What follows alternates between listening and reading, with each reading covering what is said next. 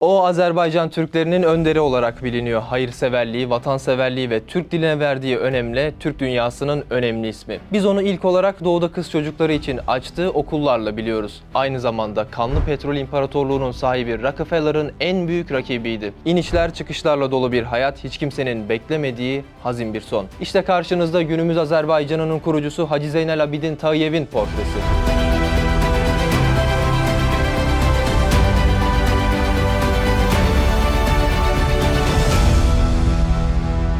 1838'de Bakü İçerişehir'de doğdu. İşleri yolunda gitmeyen kunduracı bir babanın oğluydu. Günümüzdeki milyonerler ya da milyarderler gibi hayata 1-0 önde başlamak bir yana koşullar oldukça zordu. Bileğine kuvvetli bir çocuktu. Babasının aksine dar mekanlarda duramazdı. Yani onun yeri dışarısıydı.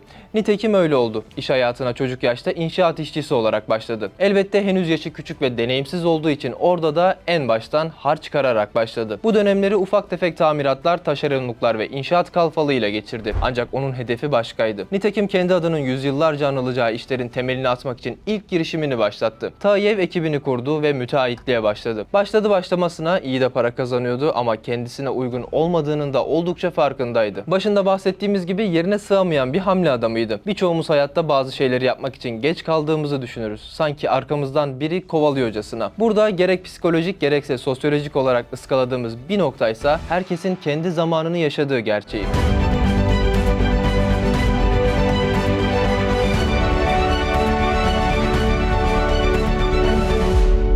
Kimi 25 yaşında patron olur, 50 yaşında ölür, kimi ise 50 yaşında patron olup 80'i 90'ı görür. Hatırlayalım, Obama 55 yaşında emekli olurken Trump 70 yaşında göreve başladı. İşte Tağıyev de hayata böyle baktı. 30'lu yaşların ortasına yaklaşmışken yeni bir girişim yolculuğuna çıktı ve hayatı bu noktadan sonra değişecekti. 1870'e gelindiğinde 2 kazanlı gaz yağı fabrikası satın aldı. Sıcak para elbette hoşuna gitti. 1873'te ortaklarıyla beraber devletten toprak satın alıp topraklarda petrol aramaya başladı. Öyle personel alıp arada bir araziyi teftiş etmiyordu. Her sabah sahaya gider, eline kazma, murç, inatla eşeler dururdu. Tam bir yıl böyle geçti. Şimdi kendinizi onun yerine koyun. Bir işe girişip tam bir yıl boyunca hiçbir sonuç alamamak. Onun yerinde kim olsa belki motivasyon kaybına uğrayıp işe olan inancını yitirebilirdi ki öyle de oldu. Arkadaşları onun kadar ısrarcı değildi. Onlar da biraz önce bahsettiğim gibi buradan bir şey olmayacak deyip topraklarını Tağıyev'e devretti ve kısmetlerini başka yerde aramaya karar verdiler. Tağıyev ise ortakları ayrıldıktan bir yıl sonra sabrının selametini gördü. Araziye alışının 2. yılında petrol buldu ve bir anda Azerbaycan'ın en zenginleri arasına girdi.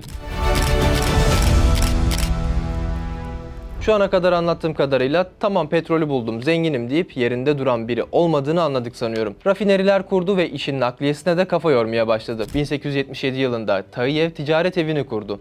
Burada biraz önce bahsettiğim gibi petrolün nakliyatı, sondaj, üretim gibi birçok alanda çalıştı. Petrol tıpkı günümüzde olduğu gibi geçmişte de çok değerliydi. Hatta belki de hayatımıza bu kadar dokunabilen başka bir madde yok desek yeridir. Yükselişiyle direkt enflasyonu tetikliyor, dolayısıyla hayatımızın merkezinde. Bakü için de aynı şekilde. Petrol endüstrisi Bakü'nün mimari görünümünü büyük ölçüde etkiledi. Şehrin aydınlatması, yolları, sokakları, binaları, telefon istasyonları, sosyal ve belediye kurumları kuruldu. Kısacası Bakü'de yapılan birçok girişimin kaynağı oldu. 1889'da atların çektiği demir yolunu faaliyete soktu. Böylece Bakü'nün yeşillendirme faaliyetleri de başlamış oldu. Hatta boru hatlarıyla Gürcistan üzerinden Karadeniz'e çıktı. Onun için Bakü-Tiflis-Ceyhan boru hattının fikir babası diyebiliriz. Tüm bu gelişmeler devam ederken Hazar Denizi'nde balıklara yasaklık eden nehirleri satın aldı ve Dağıstan'a soğuk hava deposu yaptırdı. Petrole dönecek olursak 1897'de petrol kuyularını, depolarını, taşıma filosunu sattı ve petrol çıkarma işini bıraktı. Bundan sonra Bakü'de bir dokuma fabrikası kurdu. Elbette bu süreçte kolay olmadı. İzni tam 3 yılda alabildi.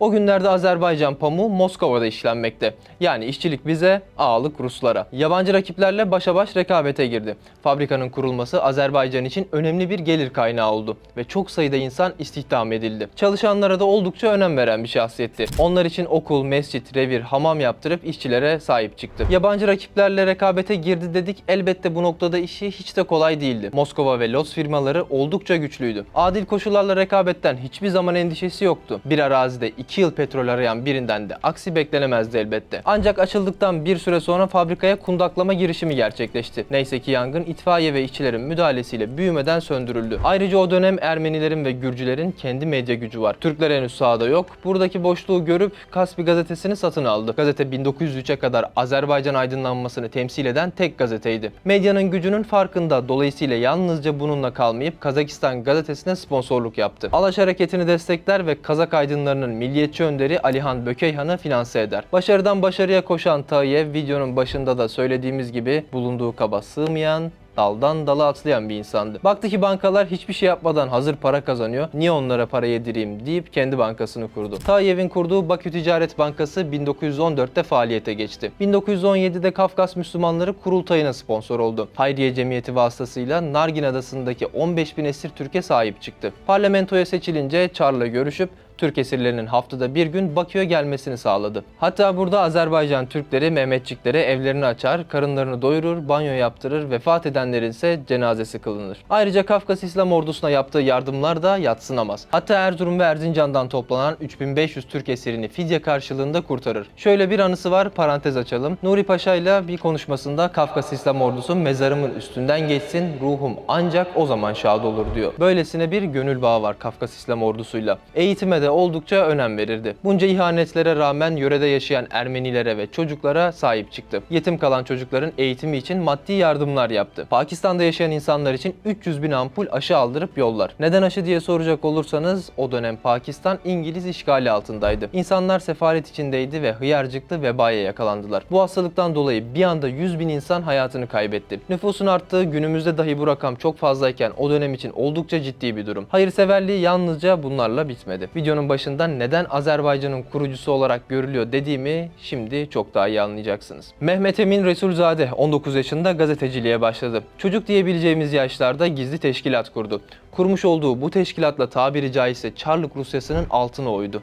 Zaman zaman Türkiye'ye kaçsa da sonunda Müsavat Partisi'ni iktidara taşır ve Azerbaycan Cumhuriyeti'ni kurar. İyi niyetten maraz doğar derler, maalesef kötü örnekler de mevcut. Tayiyev'in burslarıyla okuyan Neriman Nerimanovsa Kızıl Ordu'ya destek oldu. Koca Azerbaycan'ı peşkeş çekti Moskova'ya. Hatta şu an mezarı Kızıl Meydan'da Lenin Müzesi'nin yanı başında. Hacı Zeynel Abidin Tayiyev bu hatasını pahalıya öder, komünistler malını mülkünü elinde ne varsa alır. Her şey elinden alınan Tayiyev'e istediğin yere gidebilirsin deseler de hala Moskova'da birkaç tane evi olmasına rağmen vatanımda fakirliğe razıyım der. Efendim her iyinin içinde bir kötü, her kötünün içinde bir iyi vardır derler. Okuttuğu fakat Moskova'yı destekleyen Neriman Nerimanov'un talimatıyla büyük iyiliklerini gördüğü Tayiyev'e bir bağ evi seçmesine müsaade ediliyor. O da Merdan'daki bağ evini seçti ve ömrünün sonuna kadar orada yaşadı. Ancak 1924'te vefatının ardından eşi Sona Hanım'ı dışarı attılar. Kızı Sara ise bir Rus'la evlendi. Elbette yapamayıp baba ocağına döndüğünde kendi evlerinden ufak bir oda istedi. Ama azarlayarak kovdular. Aç bilaç süründü, cesedi sokakta bulundu. Tayiyev'in kızı Sara'nın giremediği ev